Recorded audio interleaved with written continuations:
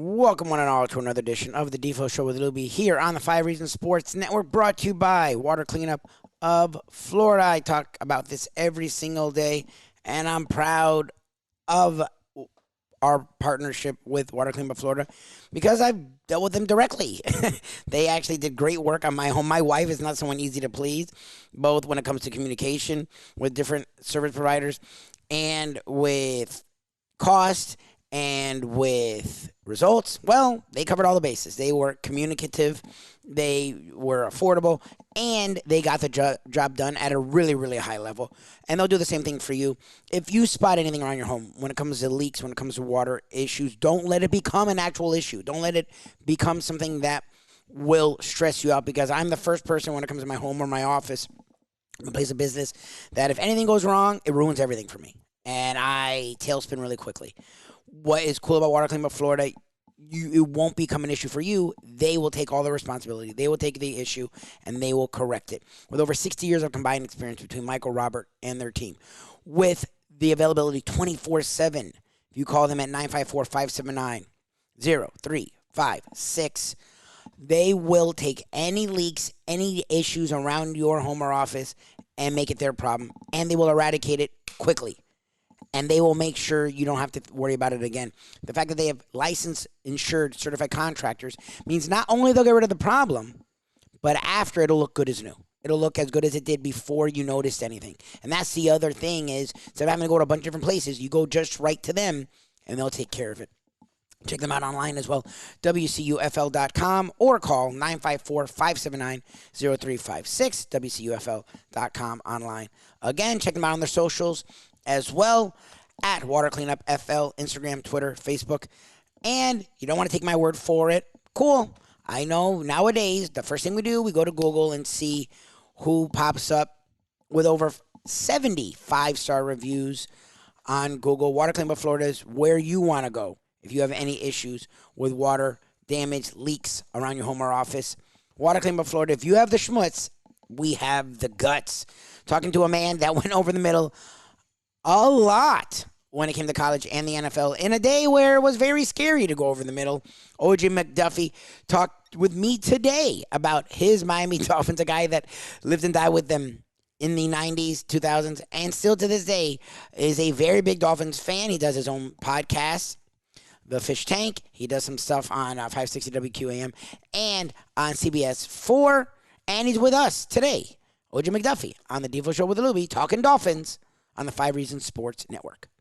A guy that is in the Ring of Honor and probably the last great receiver before this season for the Miami Dolphins, a guy that Jalen Waddle and Tyreek Hill could model their games after, and it seems like they are. In the Fish Tank podcast, he's a co-host of that. There's so many things. You can check him out on CBS 4 as well. The one and only OJ McDuffie joins us this morning. Good morning, Juice. How you doing, man?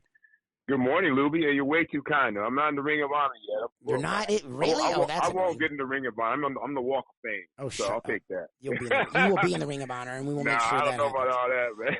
And another thing you said, these boys, man, Waddle and Tyreek Hill, I wouldn't model my game after their game after me, man. Them dudes are too fast, bro. They're way too fast. You return kicks.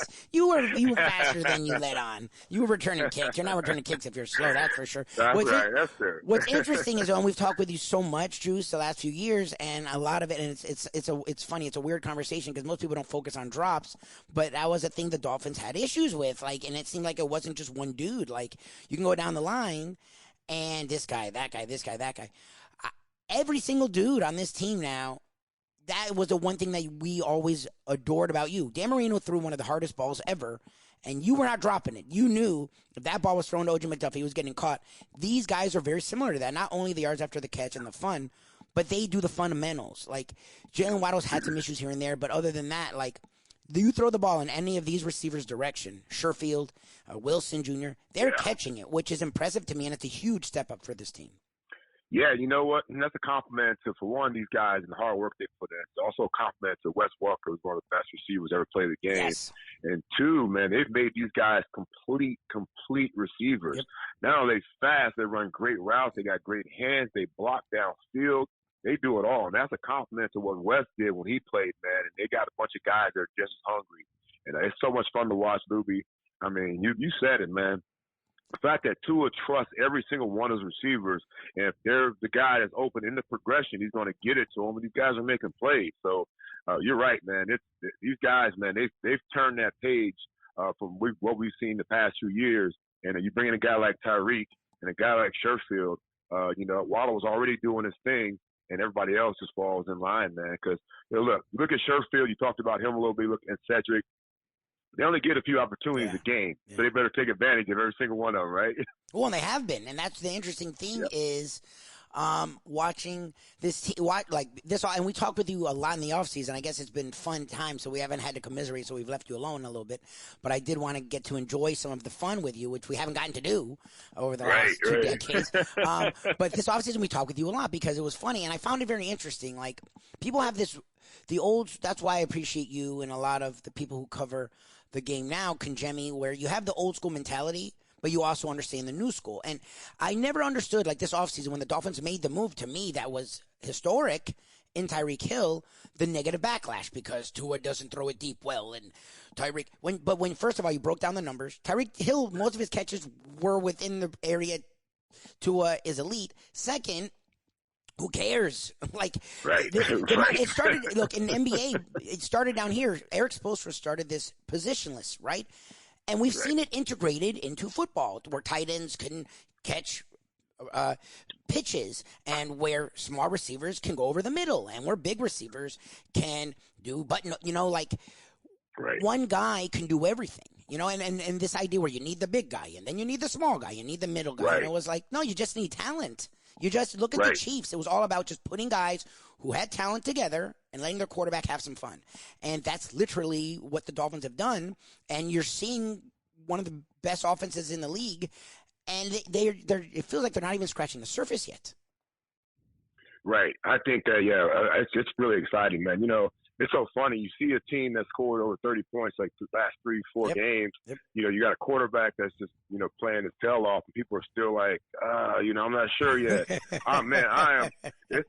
Lubie, I'm finally at the point where I am comfortable, being down a score, being down 10, and not worry whether we can get back in it, because I do feel our offense is that dynamic, that explosive. And the way Tua is playing with the weapons that he has, and the way Mike McDaniel is drawing things up, is just it's so much fun to watch, man. I think that I think our defense is going to catch up. We were always counting on our defense, and you're worried about our offense. Now we're worried a little bit more about our defense. But I think they're about to catch up. They'll get healthy, hopefully, over the bye week, and be able to catch up, man. But that offense is dynamic, man. And, you watch it. That's why I hate watching the game on TV, because I like to watch film like I played. Okay. I like to see all 22 out there. Okay. And then when I'm watching all 22, I can see guys coming open. I can see the play developing. I can see all that stuff, from my seat in the stadium, man. It's so much fun to watch. There are a lot of guys running open at times, man, and Tua's been finding the right guy most of the time. Well, and that's the thing is, you brought up a lot there that has been really exciting is good coaches, can scheme this and that, and you'll see a guy get a step here, a step there. It's rare in the NFL to see 2 to 3 guys just running open like it's freaking Steve Spurrier in the 90s. Like, this offense is crazy. Like, guys are just running free, and you're seeing Tua just pick them apart. And what's interesting is Tua is relishing the role, where Tua was always this mild-mannered, quiet guy. The confidence he's exuding, you're seeing that it was Tyreek Hill building him up. Now it's the other way around, where you can just see them following Tua. And it's funny you said that, because I'm usually the first guy to get frustrated when they're down. I don't even think twice anymore. I'm like, yeah, they'll be fine. And I haven't felt that way since number 13, like 100%. Right. Where you were like, okay, they'll be fine. Like, I haven't felt that. And I catch myself going, oh, shoot, you just said the Dolphins down by 2 touchdowns will be fine. What the hell? Yeah. But then they go and come back. It's amazing. Yeah, I'll tell you, man. I heard Rondé Gaston talking the other day, too.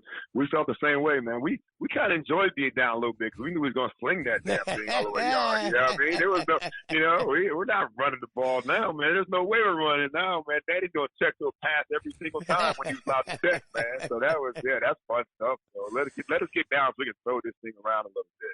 But and when we talked with you a lot before the season about the questions for Tua, and you were like us, where you weren't going to say he was great, but you were going to give him a chance.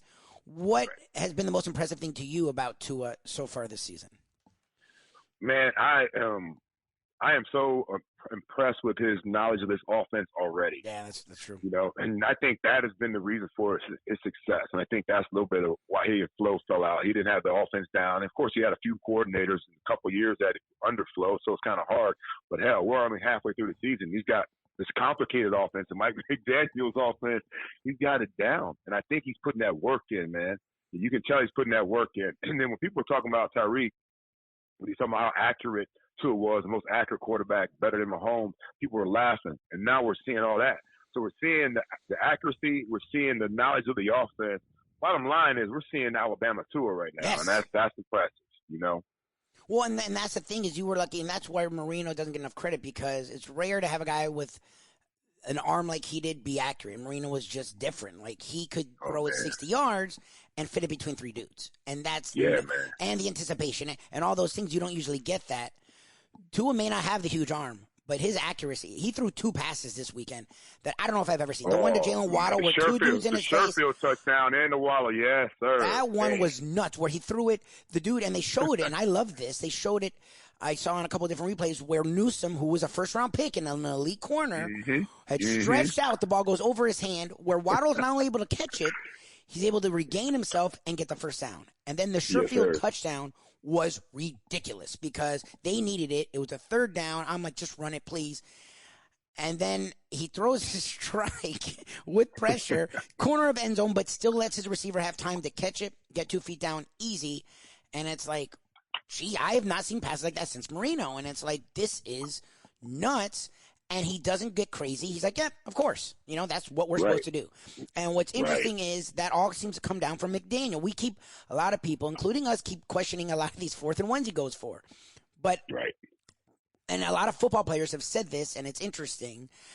It's about succeeding and getting the first down. But it's also about showing your team, I'm not even thinking about putting that defense on the field because I know you'll get that first down. And even when they fail, he doesn't bat an eye because he wants them to know he's 100% behind them. As a player, how huge is that to know that your coach is with you 100% of the way? Yeah, you know, it's just big. It really is big. You know, you think about it from the beginning, you know, he challenged the offense by telling them that this is the defense's team. Yeah, you know? And so he told them straight up, this is the defense's team. So the offense said, well, okay, you know, so they stepped it up. You know, they stepped it up. So now the defense is sitting there like, you know, all right, well, hell, the offense is holding us down right now. We got to take our butts out there and we got to hold it down. You know, we got to do our part. You know, so I think that he's shown confidence on both sides, and that it resonates, man. And then one side's playing well, and the other side seems to step it up too, man. So he's not afraid to gamble. He's in the analytics. Yeah. The chances of getting a half yard are so much greater than not getting it. You know, and then if not, then hell, defense come out here and make a stop, holding the 3 points, and we go right back down the field and try to get a touchdown. You know, so I love it. Sometimes it's questionable, but hell, who are we to question a guy with that type of success? You know, we question his clock management. Only, you know, in the 10 games we've played, that clock management's only come back to bite us like one time. Everything else has been great. You know what I mean? So I sit back and I'm about to say something. I say, okay, just shut up, man. The dude is a genius. Leave alone, you know? Well, and that's the thing is, and because you played in there, look, Shula was probably a little softer when you played for him. Not like a lot of the guys from the 72, 73, 74 team talk about. Right, but he changed by every era. 70 era, he was different than the 80 era to the 90 era, you know? But he was still Don Shula, right? So there was still... You know, the jaw was there, and the great and Jimmy Johnson was very similar. Mike McDaniel, I don't think is any you'd have to correct me, but I don't think he's like any. You play for Joe Pat, I don't think he's like any coach you ever played for. When you watch a guy who's just that open, that honest, that analytical, but also that fun at the same time. Like, what do you think about – because that was a big question. Can a guy like this succeed in a league that's so tough and strong? And not only is he succeeding, it seems like he's sort of mocking the system, going, yeah, I'm going to do this, and I'm going to double down and double down and double down. And I'm going to treat my players as equals and watch how it works. And so far, it's worked like gangbusters. Yeah. I mean, I classify him as a current coach. You know what I mean? Yeah. He's so current with everything he does, his approach to practice, approach to the players, you know, his approach to these new kids, I call them, because there's a different way of motivating these kids than there was when I played. Yeah. You know, Shula and Johnson might be yellers, you know what I mean? Get in your face type of guy. Mike's a builder. He builds these kids up. He builds them up, man. Mentally and physically. To make sure they're confident, and it goes out there in the show. Then you look at his drip and his swag. You know what I mean? His gear is like, come on, man. There's no cooler coach in the league, bro. You know what I mean? This dude is as current as it gets, man. I love it, man. So as we look at the season now, and that's the funny thing is you said it, like you'll find yourself correcting the team while you're watching because you're just so used to it, and then you have to stop yourself. And I've actually started a few weeks ago. Look, the way they started versus the Lions was really frustrating, and I was complaining. And then the second half, it was like, oh, all right, never mind. I sort of pulled back. Where are you with this team when it comes to the rest of the league? Because it feels like going into this year, the AFC was this juggernaut, and it doesn't feel like it is now. It feels like Chargers come back to the pack. Broncos come back to the pack. The Bills have now lost 2 in a row, and Josh Allen is one of the league leaders in interceptions with 10. Like, it feels like the AFC is sort of there for the taking, and the Dolphins are the one team that are just getting better every single week. Yeah, I'm with you, man. It really is, and man, it's shocking. The AFC East is very shocking, man. The Jets sitting there, and even New England, of course, everybody expected Buffalo to be pretty good. You said it best, man. They dropped a couple big ones, thank goodness. We've gotten head-to-head with them. We're 2-0 in our division. I'm 2-1 in our division. I mean, we lost to the Jets, but I'm gonna tell you, man. I was looking at some of this. I don't know if it was ESPN or what, and they got us as a tier 3 team. You know what I mean? Still, we are definitely a tier 2 team right now, and I think by the end of the season we'll be a tier 1 team. The tier 1 got Super Bowl chances. So I'm not gonna count my chickens yet. Okay. I know we got a lot of work to do. I do feel, and I know we will get into the playoffs this year. And then, we get in there and get a win, and we just build from there. Once you get in, who knows what'll happen? Well, and that's the thing is, and look, I get it, having reservations about a team and about a franchise who has not had success over, look, we talked about it for 2 decades. But there's a lot to be said for, you said it, like this is a brand new regime. Whatever they've done, they're not supposed to be doing it. They're supposed to just be learning the system. And then you saw, look, the first week Bradley Chubb, they integrated him slow. Not last week. That second half, oof, that reminded me of your days when you had Jason Taylor and Zach Thomas and Darryl Gardner meeting at the quarterback and high-fiving each other as they were sacking. Like, Jalen Phillips looked rejuvenated. Bradley Chubb looked like a kid in a candy store. Christian Wilkins looked dominant. And he was unbelievable. That's versus a good team. Like, the Browns offensively rushing, which we know is one of the hardest things to block for. They were a sieve, from the defensive standpoint. Like, the Dolphins were dominant, and that's the one thing that was an issue this year. And this weekend looked different. To me, it's like, well, why would it get worse? Like, it's only going to get better. And it feels like they're putting the league on notice. Yeah. They put on they took on a challenge this week, being able to stop, Kareem Hunt and Nick Chubb. And man, they did a great job. Of course, they had the one long run for the touchdown, but otherwise, man, it was shut down city. And I think that, Landon Roberts was bringing the wood this past weekend. He was bringing that hat, and you said it best about Phillips. Phillips is always, it's so funny because it might not show up on the stat sheet, but if you watch the All-22 and watch that game, the dude is relentless all the time. Yeah. And it's only a matter of time before all that work, all that hard work and that effort, creates sacks, tackles for losses, big plays. You should have had a pick this week. You know what I mean? Yeah. Went right through his hands.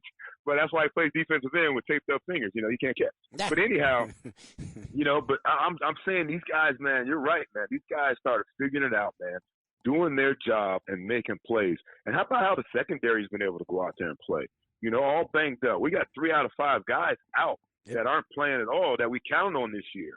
You know what I mean? And that it's pretty crazy when you lose Nick Needham, you lose Byron Jones, you lose Brandon Jones. Yep. These are the dudes that were huge for us last year. But you get a Kohu, you get these other young guys that come in here and complement that, and Javon Holland in the secondary. And man, it's like there's some really good coaching going on. And look at our new additions. We talked about West with the receivers. You got Pat and Sam in that secondary. Bring along these other guys that, when you got guys, that go down, you got next man up mentality, and it's been working out pretty good. Well, and that's the thing. The secondary had been an issue, but again, if you're not bringing pressure, it's hard to be there out on an island. You saw this weekend when they were getting after the quarterback. I've never heard of Bethel. I'm not going to lie to you, and I do watch a lot of college football, watch a lot of NFL. I've never heard that name. That dude was everywhere. Sunday. Yeah, he was. Kohu, Yeah, he was. undrafted free agent, has been a star this season. Yeah. And Xavier Howard, who is probably banged up because he doesn't look like himself by the second half, looked like Xavier Howard. It's like, look, I'm trying. I feel like I'm trying to calm myself down, but it's really hard because they look impressive and they look scary. And then you look at the Chiefs, and they have some issues defensively. You look at the Bills, and it seems like they have these struggles whenever everything gets too good. And you look at the Titans, and look, for whatever Tannehill is, we know that team is very dominant on the run. If you can stop the run, you can stop the Titans. It's like, why not the Dolphins? Like, why not? And that's my thing. Is the next thing I wanted to ask you. Like, you can see when a coach is doing well. Look, a lot of these teams are not coached well. Like Brandon Staley is confusing. Like, he just is. Like Justin Herbert, I actually feel for the kid because finally he's getting the Tua treatment where Tua has a good coach who believes in him, and Herbert has this dude that just is lost out there. Like, as a player, can you feel when your coach just really doesn't have a freaking clue? Yeah. Oh, yeah. We've had a couple, man, that coaching because they're friends with the head man. Absolutely. I tell some coaches, I always talk, there's a couple of coaches that tell you to, draw stuff up. And I always use the analogy. It's called theory and reality. In theory, that looks great on paper, coach. In reality, it's not going to happen like that when we start running full speed.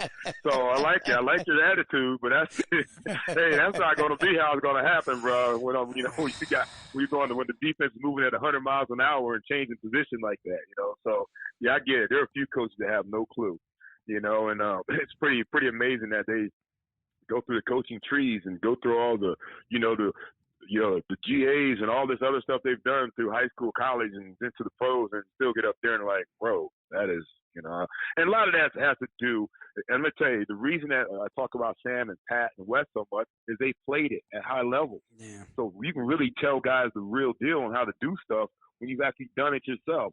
Some coaches don't get that street cred because they've never done it before. They only talk about it, seen it, on film. So that's part of the reason. Well, it's interesting because so often we see players who were great not be able to translate into coaching they always talk about that with Michael Jordan because he was so good. Right. You couldn't be him. And it's interesting. You have seen a lot of these ex-Dolphins, and I don't know if it's a Dolphin thing, but they're legit. Sam Madison did a tremendous job with the Chiefs secondary. Yeah. Pat Surtain did a great job with American Heritage. And he's doing that with the Dolphins. And Wes Welker, for the time he did with the Patriots, which we try to ignore and forget, was an elite receiver. Not just, going down. He's a Hall of Famer, man. He's a Hall of Famer. He just ran great routes. He caught the ball. He was a team guy. He wasn't me. And it feels like he did that with San Francisco, and he's doing that with the Dolphins. And that's something you don't see everywhere. Like, you can pinpoint. It's interesting you said that. I didn't even think about the actual position coaches. Mike McDaniel gets so much credit that I wasn't thinking about. And I was really excited to have these guys in those positions, and I forgot about them because McDaniel's so fun. You're right. Yeah. These guys are doing a hell of a job, and you're looking around the league, and you don't see that. No. I mean, from the beginning, I think we talked about it originally, man. I think Mike McDaniel, for one, that hire alone was humongous. Yeah. But two, his hires, his coaching staff. We talked about those three guys, but what about what he's done on the O-line? And Frank Smith, yes. and Embry, and all those guys. All those guys have O-line experience, man. And now we're starting to see the O-line come around, like we had hoped. Athletic. Now they can get downhill and get physical. You go and you get Jeff Wilson Jr. and you got Mostert that are running downhill with aggression. And these boys are loving it, man. So, yeah, everything's starting to come together, man. Everything's starting to gel, man. I think one thing about it, they're doing it with humility that, they're not getting above themselves, ahead of themselves, man. They're taking it, honestly, one game at a time, one game plan at a time. And I'm going to tell you what else. We just had Alec Ingold on our podcast. He's great. He's incredible, man. The timing couldn't have been better. He had a hell of a weekend, and the next thing you know, we dropped the pod on Tuesday. We just dropped it. But the intelligence of all these kids, is really, when they talk, it resonates. You can tell how smart they are. So not only get these good players, really good players that are team-oriented, they're super smart as well. Alec Ingold said they put in 100 plays a week sometimes, depending on who they're playing. You know what I mean? So that tells you, man, Coach McDaniel's no joke, man. But these guys are super smart and able to handle that workload and go out there and execute it. OJ McDuffie, you can check them out. They do. I know you do the post game. Do you do pregame for CBS 4 as well? No, that's what Rondé and Kevin Rogers doing the pregame. Oh, that's a nice combo. But I saw you guys. I know you do your 560 thing, and I know you also do stuff with CBS 4, and they also do the Fish Tank podcast. So definitely check that out wherever you get your podcast. Juice, you are the man. We love you. Thank you for giving us so much time, and we will try and keep having you on. And the good is also the bad. I love it. Yeah, I like it. I like it all, man. I can handle it all, Lubie. Thanks for having me on, brother. All right, Juice. We'll talk, man. Thanks. Nothing like talking to the great OJ McDuffie. Really gets you excited about the Dolphins. Look, right now, the Dolphins themselves get you excited about the Dolphins, but it's cool to talk to a guy that played with them through some of their good and their bad times and to see really what they're doing in all phases. Yeah, the kicking game's not so great right now. Jason Sanders missing long field goals, missing extra points. But the confidence Mike McDaniel showing in him hopefully gets him to come around. 2 years ago, he was one of the better kickers in the league. Last year was not good. This year has not been really good either. Maybe he figures it out, catches up with the offense that's been scintillating, and the defense that was very strong versus the Cleveland Browns. The Dolphins do have a bye this week, so a guy like Terron Armstead, who's played through injuries, can get healthy. Guys like their secondary, like a Needham, maybe even a Byron Jones, can get themselves back on the field. And some of these young guys like Bethel and Cole, who have played well, can continue to grow. Bradley Chubb, a guy that came over and really excelled this weekend, and a guy who's faced a lot of injuries in his time in the league, can get healthy. And you just keep Tua strong, and Mike McDaniel keeps rolling. This team themselves are rolling, and it's really exciting to see what they have done, and we all have excitement to see what they have going forward. Big thank you to OJ McDuffie for joining me. If you want to check out what I do and what Defo and I usually do each and every morning, 7 to 9 live, South Florida Live. Go to Google or YouTube. Check out. Please subscribe to us as well on South Florida Live. And check us out, the Defo Show with Lubie. Either one, South Florida Live or the Defo Show with Lubie, 7 to 9 each and every day. Our national podcast, the Believe Network, BLEAV.com. Search After Hours. And our South Florida content, most days right here, the Defo Show with Lubie on the 5 Reasons Sports Network. Play the ponies in style at Champions, the outstanding simulcasting room at beautiful Hialeah Park.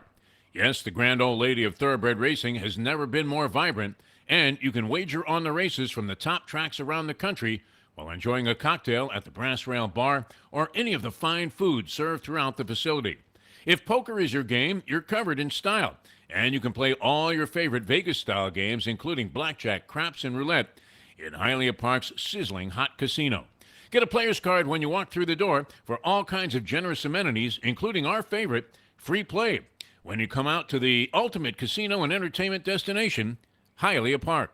These days, we're all looking for comfort anywhere we can find it. Thank goodness for Landlubbers Raw Bar and Grill in Plantation, because they are making sure you are as comfortable as possible. First of all, they're not only open for delivery and pickup. All you have to do is go to landlubbersbarandgrill.com for both pickup and free delivery. You're going to have the best wings in the world. You're going to have a great burger. You're going to have their amazing soups. Again, Landlubbers, Raw Bar, and Grill. It's nice and easy. Just go to landlubbersbarandgrill.com for both your pickup and free delivery. Thank goodness for Landlubbers for making you always feel right at home.